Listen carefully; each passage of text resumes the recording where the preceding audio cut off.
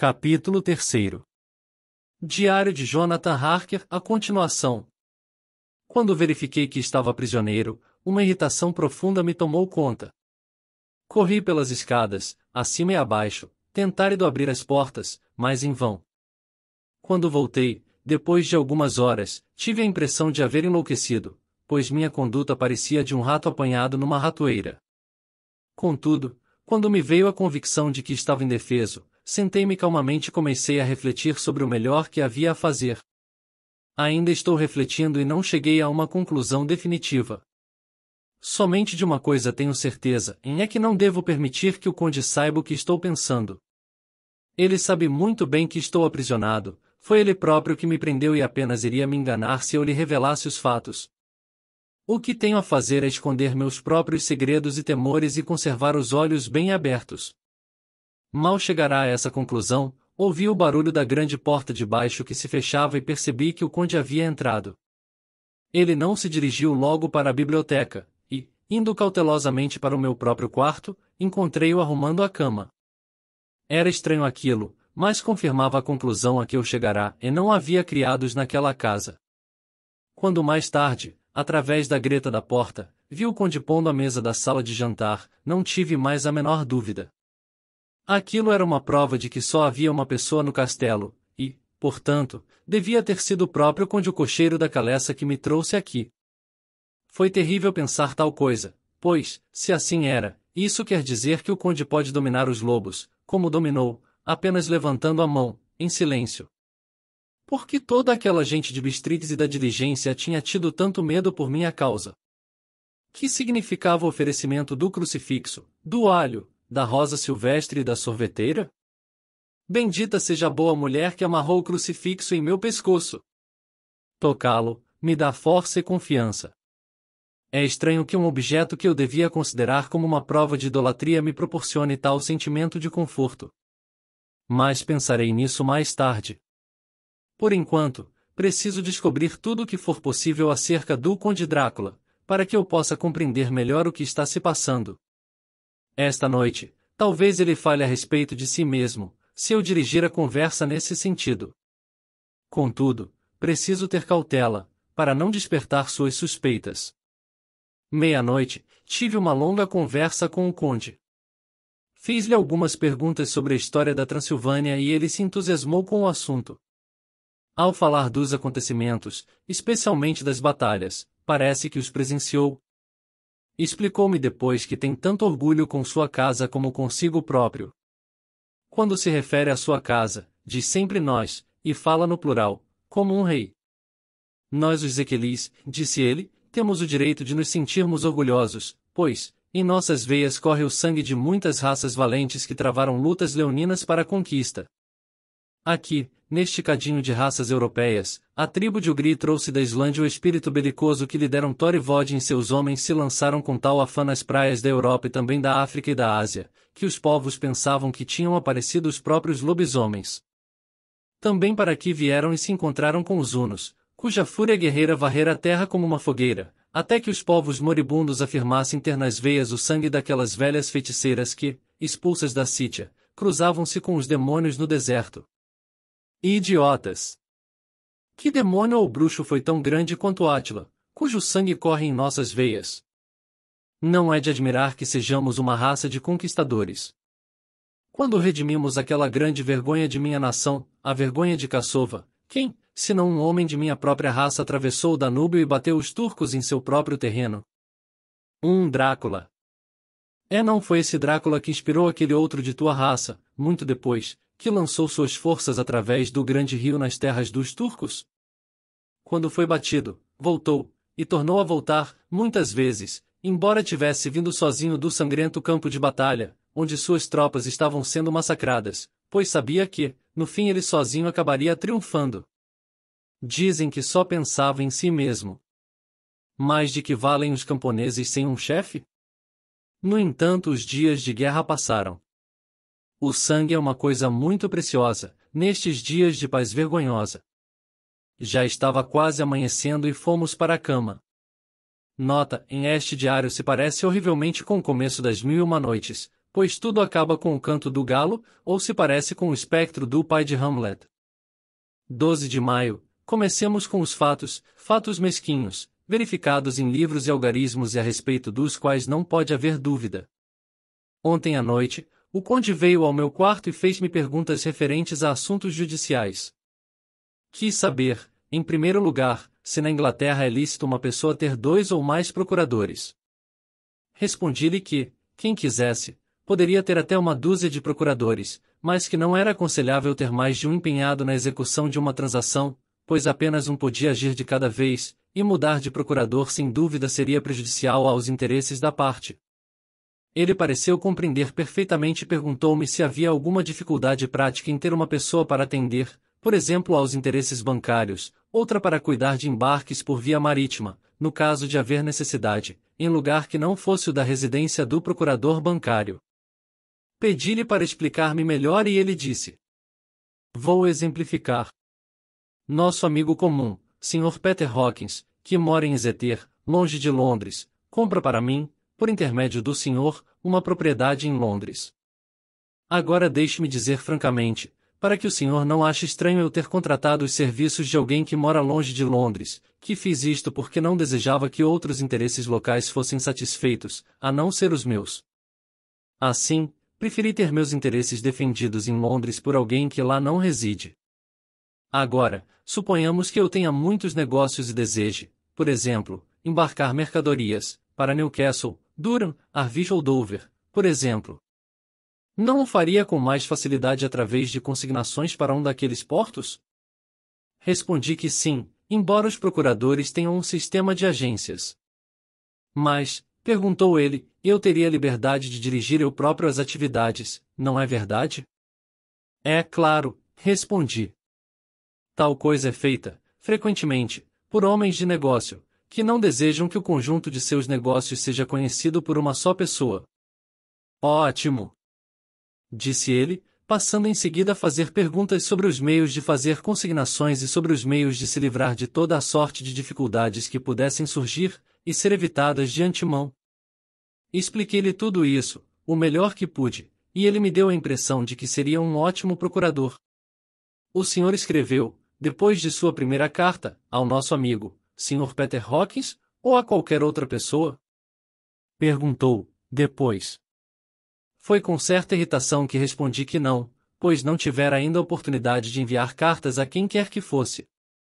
Pois então, escreva agora mais jovem amigo, disse ele. Escreva ao seu amigo e a qualquer outra pessoa e diga, se quiser, que vai ficar comigo durante 1 mês. Quer que eu fique tanto tempo? Perguntei, sentindo um frio no coração.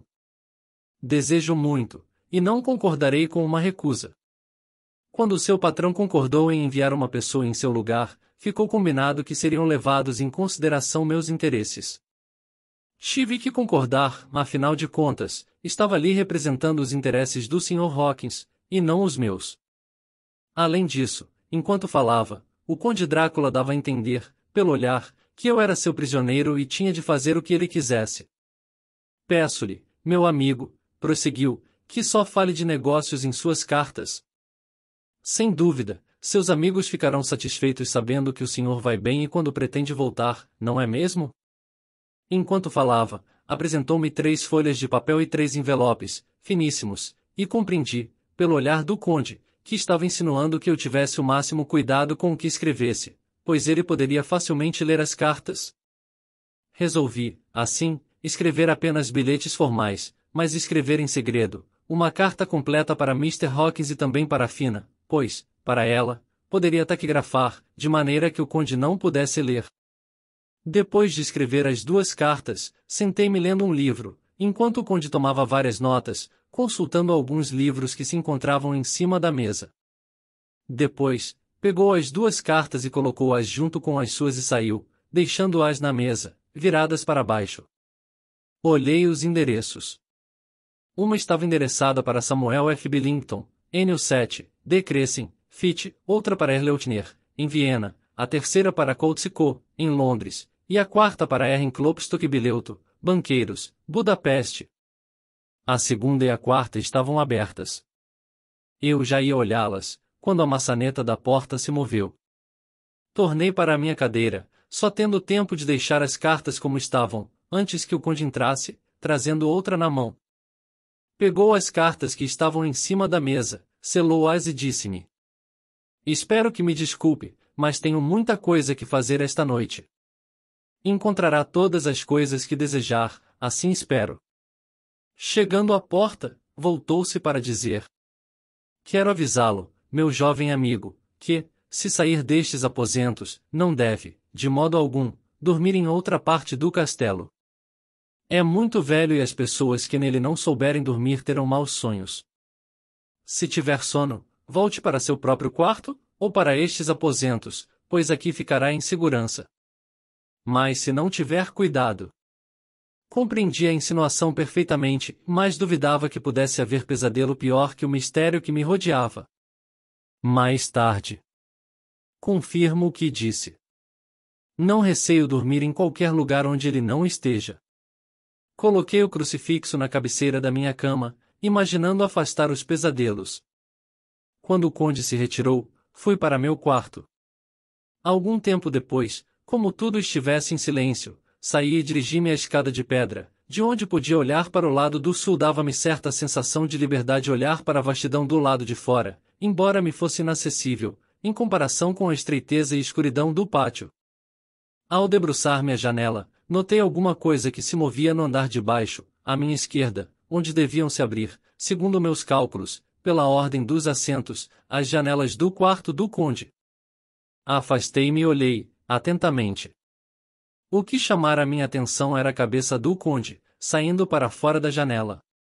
Não vi o rosto, mas distingui-o pelo pescoço e pelo movimento de suas costas e braços. De qualquer maneira, não podia me enganar com aquelas mãos, que tivera tantas oportunidades de examinar. A princípio, eu estava interessado e um tanto distraído, pois qualquer coisa serve para distrair um prisioneiro. Mas meus sentimentos transformaram-se em repulsa quando vi todo o corpo do conde projetar-se pela janela, vagarosamente, e sair-se arrastando pela parede, de cabeça para baixo, com o manto agitando-se ao vento, como asas enormes. A princípio, não pude acreditar no que estava vendo. Pensei que fosse uma ilusão causada pelo luar. Mas não podia haver dúvida. Os dedos dos pés e das mãos se agarravam às pedras da parede, e o conde andava velozmente, de cabeça para baixo, como uma lagartixa. Que homem será este, ou que criatura semelhante a um homem? Receio que o pavor deste horrível lugar me enlouqueça e que não haja meio de escapar daqui. Estou tão horrorizado que não ouso pensar em... 15 de maio, outra vez vi o conde sair pela parede abaixo, como uma lagartixa, e desaparecer, a uns 100 pés abaixo, em alguma janela ou buraco. Vi que saíra do castelo e resolvi aproveitar a oportunidade para procurar ver mais do que tinha me atrevido a ver até agora. Voltei ao quarto e, pegando uma lâmpada, experimentei todas as portas. Estavam trancadas, como esperava, e as fechaduras eram relativamente novas, mas desci pela escada de pedra, chegando ao vestíbulo por onde entrará. Verifiquei que podia abrir facilmente os ferrolhos da porta, e o cadeado, mas a porta estava trancada e a chave desaparecera. A chave devia estar no quarto do conde. Resolvi ver se encontrava a porta do seu quarto aberta para me apoderar da chave e fugir. Continuei a examinar as várias escadas e corredores e tentar abrir as portas que davam para os mesmos. Havia uns 2 aposentos abertos, mas nada havia de mais neles, a não ser a mobília, muito velha e mofada. Afinal, encontrei uma porta, no alto da escada, que se abriu quando a empurrei com bastante força. Encontrei-me, então, numa ala do castelo mais à direita que os aposentos que eu tinha visto e um andar abaixo dos mesmos. O castelo é construído num elevado rochedo e inexpugnável por 3 lados. Para o oeste, fica um grande vale, que dá para as montanhas.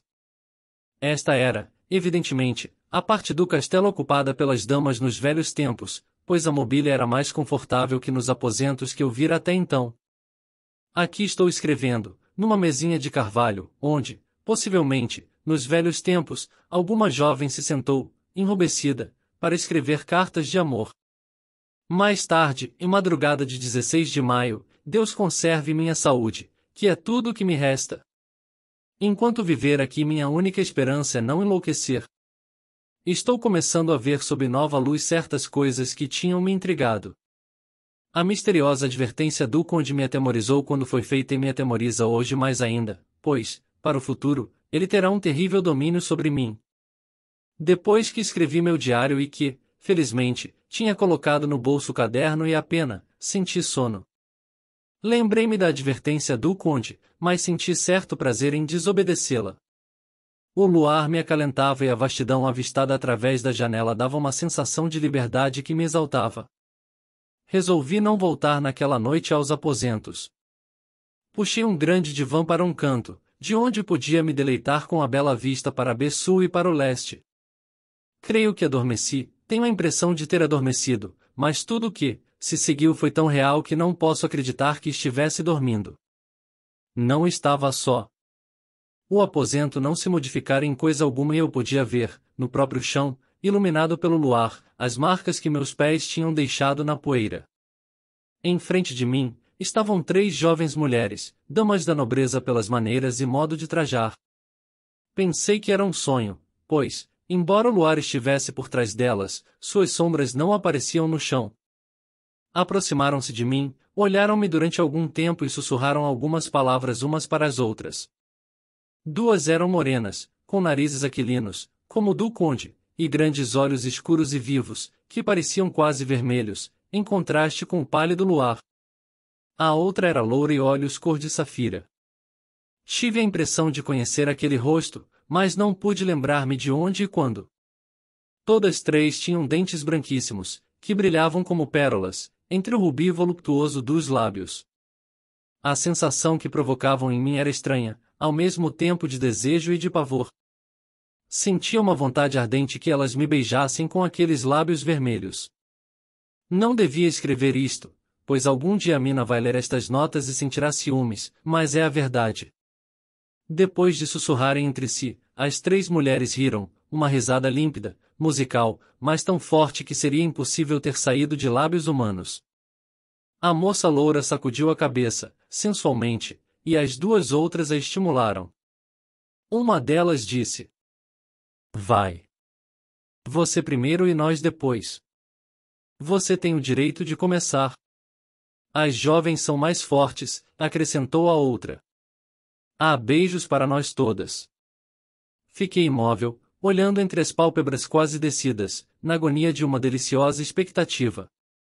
A moça loura avançou, debruçou-se sobre mim e pude sentir o contato suave de seus lábios na sensível pele do meu pescoço, e a dureza de 2 dentes aguçados ali pousados. Fechei os olhos, num êxtase langoroso, e esperei, com o coração aos pulos. Mas, nesse instante, uma outra sensação. Tive consciência da presença do conde e percebi que estava furioso. Abrindo os olhos, involuntariamente, vi sua rude mão agarrada ao pescoço da moça loura e seu rosto demonstrava uma fúria que nunca imaginei, mesmo em demônios. Sem exageros, seus olhos chamejavam. "Como se atreve a tocá-lo?" disse ele. "Como se atreveu a pôr os olhos sobre ele, quando o proibi?" "Para trás, vocês todas! Este homem me pertence. Cuidado com a maneira de tratá-lo, ou terão de se haver comigo." "Você jamais amou!" exclamou a moça loura, com uma gargalhada. As outras acompanharam, e gargalharam com tanta força que quase desmaiei ao ouvi-las. Depois o conde virou-se, após olhar meu rosto atentamente, e disse, em voz baixa: "Eu também sou capaz de amar. Vocês mesmas podem dizer isto, pelo passado. Agora, prometo que, quando não precisar mais dele, vocês poderão beijá-lo à vontade. Agora, vão-se embora." "Não temos nada para esta noite?" perguntou uma das mulheres, com uma gargalhada, e apontando para o saco que o conde atirara no meio da sala e que se movia, como se houvesse um ser vivo lá dentro. O conde fez um sinal com a cabeça. Uma das mulheres precipitou-se sobre o saco e o abriu. Se meus ouvidos não me enganaram, ouvi o arquejar de uma criança. Fechei os olhos, horrorizado e, quando as mulheres tinham desaparecido, e, com elas, o horrível saco.